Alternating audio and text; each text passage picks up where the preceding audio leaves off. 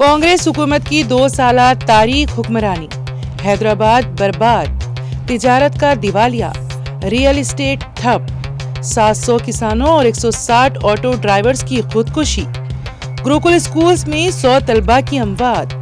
Jubilee hills में कांग्रेस को मुनासिब सबक सिखाएं। आइए तेलंगाना के तहफ़्फ़ुज़ और तरक्की के लिए बीआरएस को कामयाब बनाएं।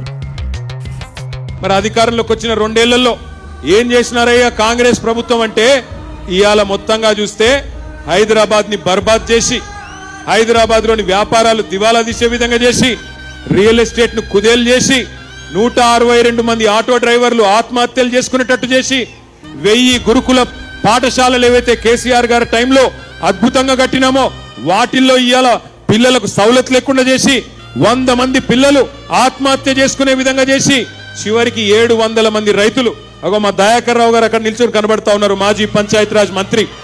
మొన్ననే పాలకుర్తిలో రైతులు ఆత్మహత్య చేసుకుంటే దయన్న పోయి వాళ్ళని దగ్గర తీసుకొని భయపడకండి అని ధైర్యం చెప్పి ఇవాళ బీఆర్ఎస్ పార్టీ నాయకులు ఎక్కడికక్కడ తనలాడుతా ఉన్నారు.